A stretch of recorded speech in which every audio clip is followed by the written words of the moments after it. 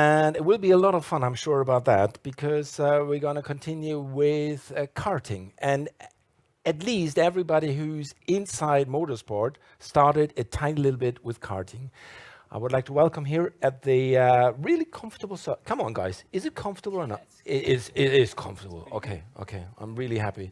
Ladies and gentlemen, Darrell Smith and Ellis Spiezia. Before we're going to continue with the interview, we're going to see a tiny little movie.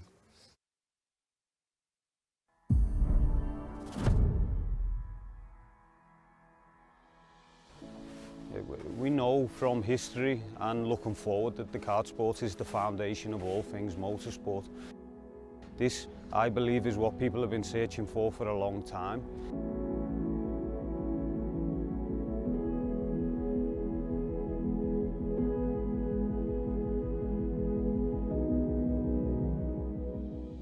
The immediate reaction is the performance, for sure.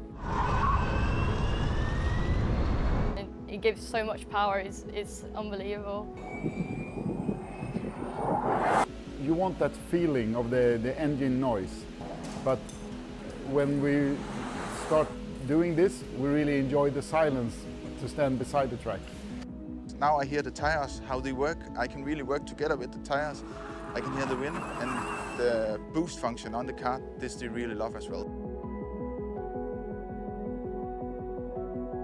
If it's a kart, it's a kart. If it's electrical or fueled, it doesn't matter. You know, once the helmet is on, the rest doesn't matter. I think the way that Rotax have sort of really embraced this new technology, you know, you can really get an idea that Rotax sees this as a future technology, but also it's here now alongside with the internal combustion engines with the Rotax Max Evo engines.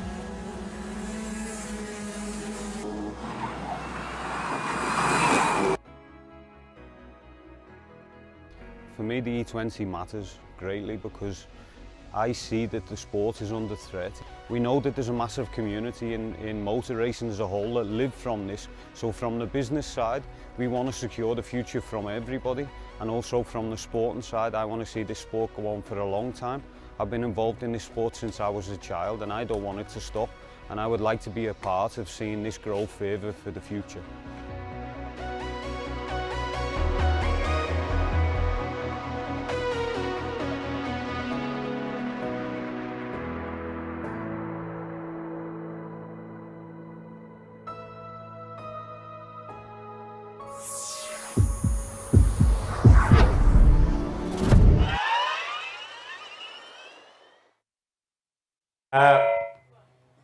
That was a tiny little bit too loud. Guys, we're going to see the movie inside the stream. Can you tell me how you are involved in these Project E20? Darrell, would you like to start? Yeah, so basically I've been working for the company of BRP-Rotax for the last 20 years, mainly combustion up until the last probably maybe 6 or 7 years, where it became apparent that there was a necessity for electric mobility. So we forwarded that onto our kart, and we've been developing ever since, to the point where we've been racing the last 4 to 5 years with in the German Championship with our previous Generation 1. Now we have the E20, which is the Generation 2, and my part of the deal is to test the karts, travel around and promote the karts, and offer technical support at the race events. So yeah, that's how I've become involved with it. And you? Yeah, so I've pretty much been, driving the E20 ever since its first season. I was in 2019. I watched the Thunder, which was the first generation of kart, sort of go around Europe, and then pretty much 2020, in the height of COVID, is when we decided to jump headfirst into motorsport, and not only motorsport but electric motorsport. So I've been driving the kart for 2 years now, and doing a bit less of the karting now, but still absolutely love to jump in, and we're doing a couple of races this year at them as well.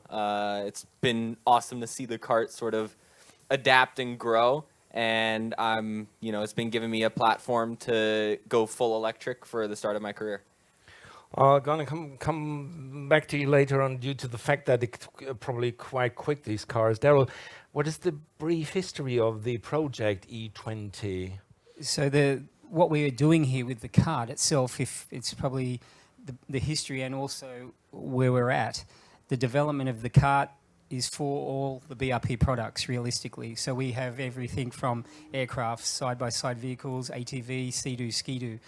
So our technology and our development of the kart program moves over to that as well. So it's a parallel development so that through racing, through hard use of the product, that in turn goes to all those other products, and it's an easier transition to do that.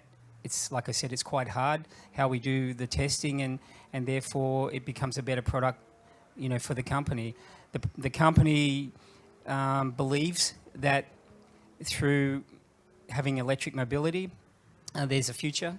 They wouldn't do it otherwise. It's a necessity at this stage, you know, what we hear and how we, you know, appreciate what we've got now. Sustainability, the world as it is, and I think it's Rotax has always been at the forefront to bring forward a new concept. You know, we had the after the 100cc days of karting when we had engines that had 22,000 RPM, and so there were screamers and sticky tires and so forth. And then we progressed to the Rotax Max engine, where I become involved then with the development of this package, lower RPM, less noise, user friendly, and that developed now into the electric vehicles. Before I come to you, Alice, why did the whole karting scene, and especially Rotax, which is for me personally, from my point of view, always a kind of a Mercedes-Benz for karting cars, why didn't they invent it earlier, the electric karting? Because it's quite easy. You just have to put two batteries on the left and the right side, so you have more space. You have to focus the driver in the middle of the kart, so it's easier. The balance is better than having a screaming 21,000 RPM motor on the right side and the driver on the left side. So why didn't they come earlier to this idea? I think because it wasn't that easy. That's probably one of the reasons. However, these days, as the world changes, as we know it, there's been a necessity for it. So that's why we've progressed to that. You know, I back coming from Australia, I've brought up V8 supercars, drag racing, speedway, noisy as hell racing cars, and I love it. And I love two-stroke racing. You know, I've been involved with that for all my whole life. To go into this was a bit of a, okay, like everyone else, I think, when they go electric karting now, it's like, what's this? But once you do it, and once you progress to it, it's a different world. It's still driving, still racing, and we're able to do it for, I believe, a lot longer in the future because of that. Alice, how did you discover these Project E20, and how? What is your feeling with these electric cars? Is it much better than the combustion cars? Yeah, so it was pretty much, you know, I started my racing career in indoor karting. So, you know, anyone would go to the track and, you know, you pay €20 and you go drive for 10 minutes. And basically our two options were to either go to our local outdoor track and buy a kart, probably a Rotax, and club race for however long I could do it as a hobby. Or my mom actually found, she's our sort of manager and research expert. She found 2 championships, one in Spain, and the DEKM, which was pretty much all electric over Germany. So we packed up, came over for 3 months for the first season, and did 4 or 5 races, and we've done it 2 more years in a row, so I guess we're enjoying ourselves. But it was really just a clear option that was a lot better and had a lot further reach than sort of just sticking to club racing and doing it more as a hobby, as something that I want to have a career in the future. It was really a no-brainer. And, you know, I think I've gotten to drive combustion karts as well, and you know, there's both sides. The noise is awesome, you know. For the mechanics, tinkering with the engine is amazing. You know, it's a whole nother level. But there is also a bit of a side of the simplicity of the electric kart that, well, there's not really any maintenance, and you know, you plug it in, charge it, and you can go right back out. So on the terms of driver development, where there's less guessing in terms of the equipment, I think it's a lot better. So it's not that long that the karting became electric. What do you think? Everybody says, well, I started my motorsport career in karting. Does this electric karting also changes the landscape of motorsport all over? I think what you will find is, being at the events that I've done over the last 4 or 5 years, there's a reluctance, if you want to call it that, from the people that have been in the industry for so long, because of what we've talked about, noise, high RPM, pure racing, that they've never been used to anything else. Now that we've got this new concept coming on, which in turn we believe, as I said earlier, for the future of sustaining the racing breed, in especially with BRP-Rotax, I think it's a necessity that we have this, and I think it's just a natural progression that we're looking at because of the world change, and I honestly believe that you see it in every facet of on the road, on the track at the moment, and so it's just generally the way forward for us. When I'm listening to Darrell, from your point of view, if you would listen to Darrell's words, I would say, well, electric karting is so much better than combustion karting. Would you say, as a very young person, as a young driver inside this scene, would you say it is possible that the electric karting kind of kills or brings it in the corner, the combustion karting? Well, I think for me, is especially with racing is a sport, and it's a entertainment activity, and whether your daily commuters, we end up going full electric or hydrogen or some other crazy alternative fuel.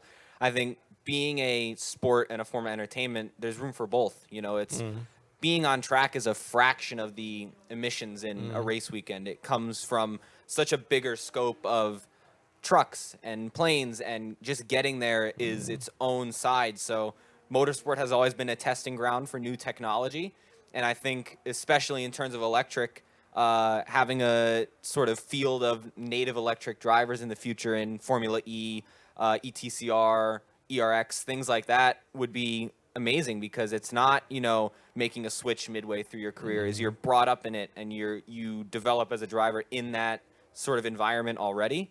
And I think that it's something that I found is it's a really, really rare opportunity in such an established sport like motor racing to literally be at the absolute beginning of something with electric motorsport, of pretty much hitting the reset button. So if you look at how long motorsport has been around, you don't get those chances very often. So I think it's always, it's worth a try. Darrell, what Alice just said, do you think that these inventing electric cars is very much important for a career, first of all, and second of all, also for the driving skills, which brings them into the future for young drivers? I believe so. I think when we look at the big picture, what's going to happen in the future, no one knows. We have heard of tracks closing down because of noise, and us as a company want to see, as we said before, that continue, the karting continue. Like, it's our business, not only electric but combustion, as we've had in the past, that will continue. But with these new alternatives that we have an option for the future. So should there be a situation where a track closes or there's a noise issue, for the development of young drivers coming through, this is also a natural progression, because if they do happen to want to step up, whatever it is, and there's nothing there because of, the noise or because of pollution or whatever way, shape or form, then there's nothing for them. So we want to make sure that that continues in the karting segment, which in then turn goes on to, maybe the junior Formula brigade all the way up to ETCR and Formula E. So I think when we look at it that way, there is a natural progression, and I think for the junior development of the future, I think it's necessary. Ellis, how will being a native electric driver a young driver, gives an advantage to moving forward for yourself? And what for you personally is the biggest difference? Because you said you also did combustion karting. Is it just what I said? I'm not a kart driver. I tried it sometimes, but it doesn't work that well for me. But is it that what I've felt about the fact that you're sitting more in the middle and you're much more balanced inside the car? Is it that much better?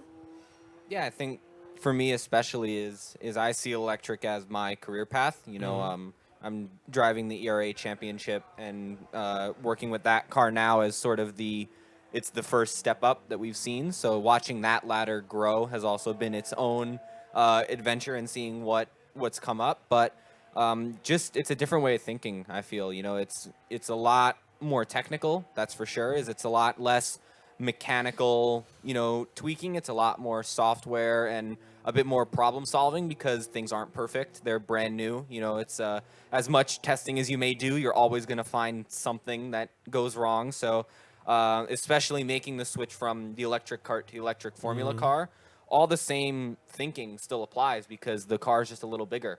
But it's really something that I feel has really helped me. Spending as much time as I did in the e-kart, I think it's really given me a one step ahead to someone switching from combustion who maybe is past karting and already in combustion Formula 4, for them to come over to electric, to have to almost relearn how they think about driving and how the car behaves. I think being there from day one and only knowing that, I think it's really helped me. Darrell, what was the biggest challenges for you inventing this kart?